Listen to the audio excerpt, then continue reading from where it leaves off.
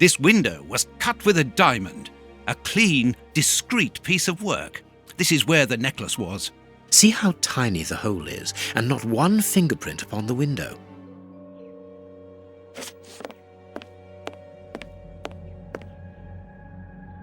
All the windows are locked. They've not been forced. A mark undoubtedly made by a diamond. Someone tried to cut the glass, but he was interrupted. Therefore, the thief tried to escape through the window, but he was interrupted.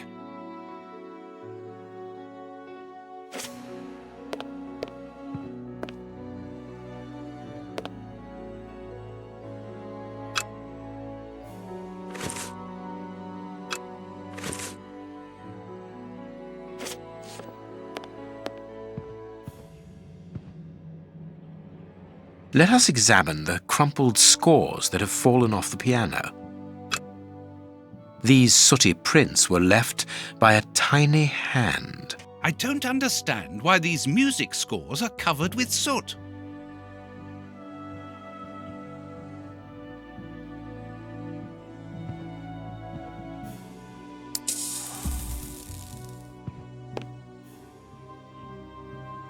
Heading towards his chosen escape route, probably the window, the thief knocked over the stool, which then caught fire. But why didn't he try to put the fire out at once?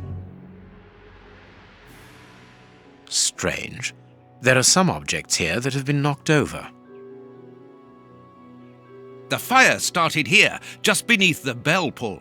Whoever pulled the cord would have had his feet in the fire, unless it was pulled before the fire started. Footprints. You are not going to get on your knees to examine them. There is no need. It is soot. The servants must have trodden in it while they were putting out the fire. The chest wasn't opened. The necklace wasn't in it. All the windows are locked. They've not been forced. All the windows are locked. They've not been forced. A candle. It must have fallen from the chandelier. These documents are not very interesting, even though they're addressed to the Minister of Maritime Affairs. The Marquis himself. Not very well kept, this aquarium. I can see a dead fish floating on the surface.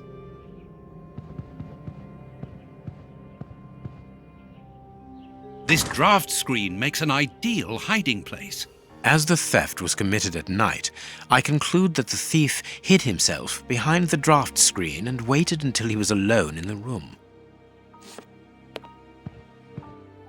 Strange, there aren't any prints, yet I'm sure that the thief hid here.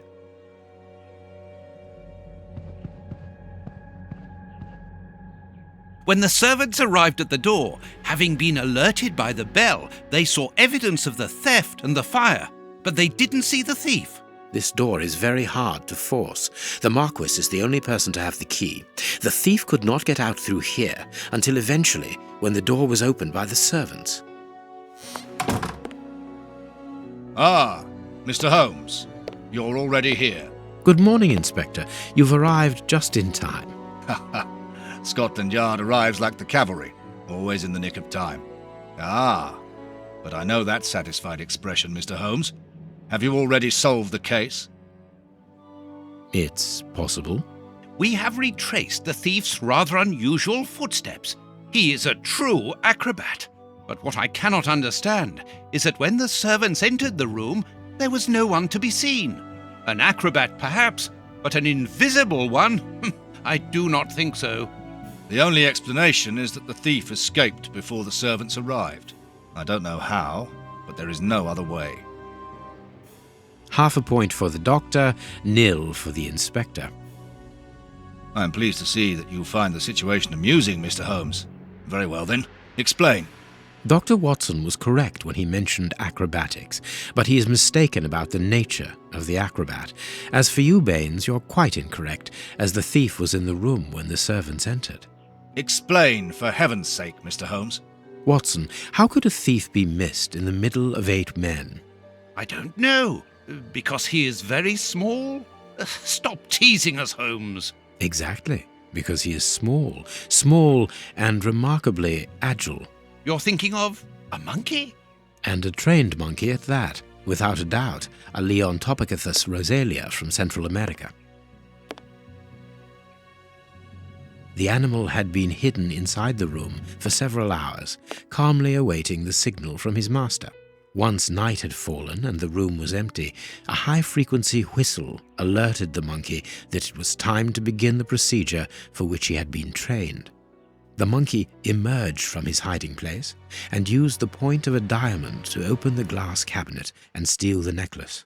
He headed across to the window by the chimney, but knocked over the stool, which in turn knocked aside the fire guard and started the fire. The frightened monkey jumped from the chimney by swinging from the bell pull, thus alerting the house servants. He then went to the window and began to use his diamond to cut a hole, but was interrupted by the staff trying to gain entry via the door, and he panicked again. He ran across the piano, scattering the music scores onto the floor, before hiding inside the chandelier, knocking over a candle. Finally, the servants and the Marquis entered the room, leaving the door open while they put out the fire. It was during the confusion that our agile little thief made his escape through the doorway. As simple as that. A brilliant explanation! Bravo, Holmes! And the necklace? I can see it from here, my friends. It's right in front of us. We have searched the room from top to bottom, Holmes. How were we unable to find it? Because we paid insufficient attention to the only victim of this affair. What victim? No one is dead? Yes, Watson, a poor goldfish whose destiny was to die, crushed by one of the most precious necklaces in England. The aquarium is just beneath the chandelier. I understand. The little monkey had likely hung the necklace around its neck and lost it when he leapt from the chandelier. The jewels fell into the aquarium, where they remain now.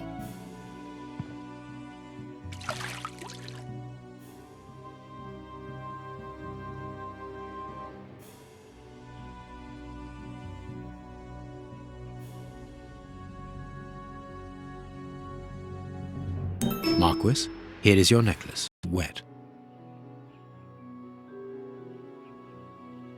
Mr. Holmes, this brilliant demonstration does credit to your reputation. Thank you so much, Marquis. Do you wish to verify the authenticity of your jewel? No, I recognize it. I have spent many hours admiring it, you know. Good. I will return it to its box and... Inspector, a bank has just been held up. You must follow me at once. Orders of Scotland Yard. What times? Sirs, duty calls.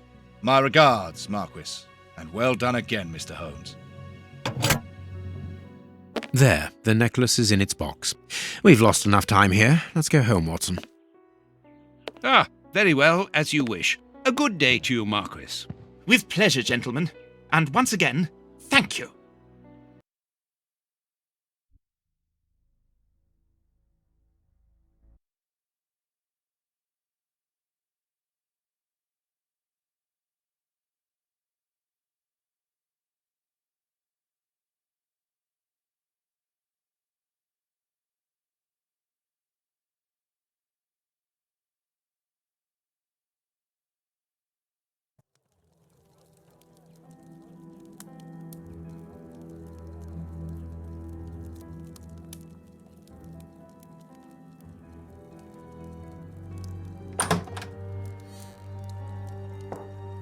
This morning's newspaper.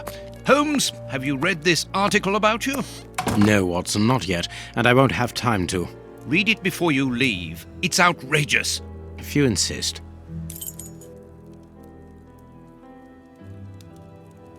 Read the paper, Holmes.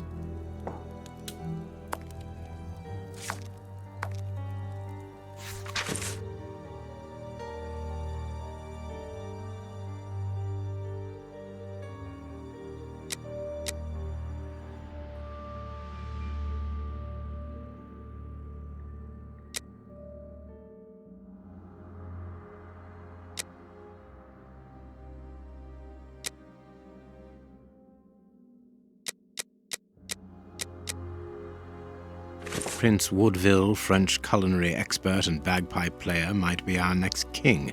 That's not so shocking, my dear fellow. You know exactly to which article I'm referring, Holmes. How can Farley dare to tarnish your reputation like that? You know, Watson, that wherever glory walks, jealousy is bound to follow. As for the forgery of the necklace, I suspect that we shall soon be enlightened in this regard. Come in, Inspector Baines, the door's open. Ah, Mr. Holmes. How did you know I was here? You are one of our rare visitors who avoids the second-to-last step of the stairs, which creaks dreadfully. And if I add the clinking of the handcuffs at your belt, to what do we owe the pleasure of your visit, Inspector? Have you read that rag?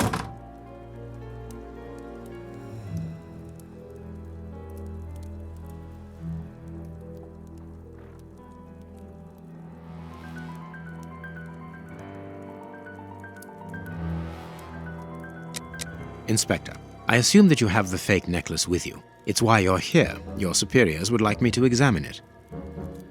Indeed. They would like you to confirm or deny putting this fake in the box.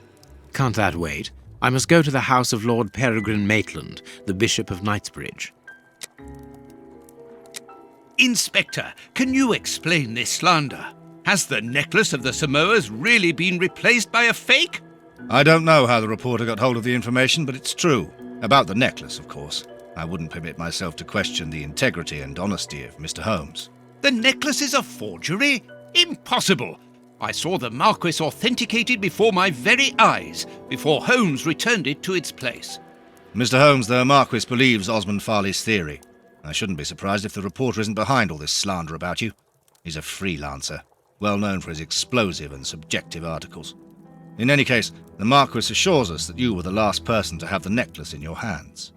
Let's return to the Marquis's house, Holmes.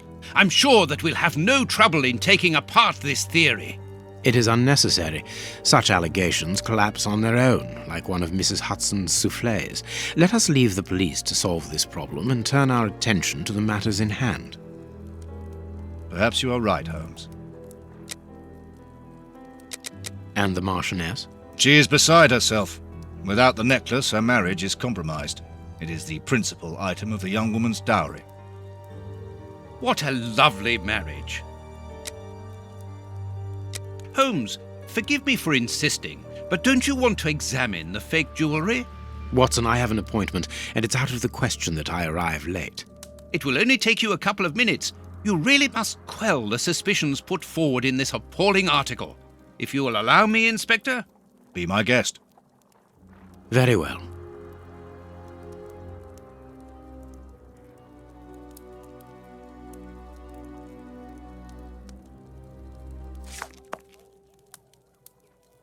What do you think?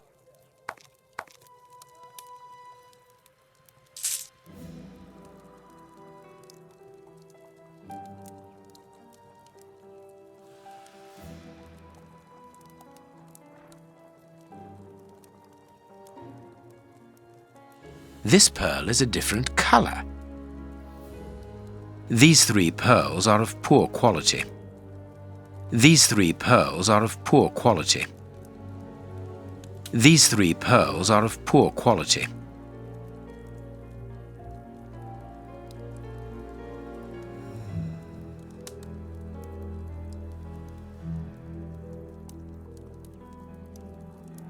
This pearl is a different color. This pearl is too small. It is not in its place here. Too many defects. This necklace is a fake. This is nothing but a vulgar copy, and at a glance it would appear that the forger has intended for it to be seen as such. How could we have been fooled by such a blatant imitation? I don't understand. Yes, how is it possible? Holmes, do you have a theory about this? I have absolutely no idea. You insisted that I examine the necklace, and I have done so. Now it is important that I keep my appointment. I'm sure, Inspector, that you will throw some light on this affair. Holmes. You may accompany me, Watson, if you care to do so. Goodbye, gentlemen. I'll keep you informed as to my inquiries. Goodbye, Inspector.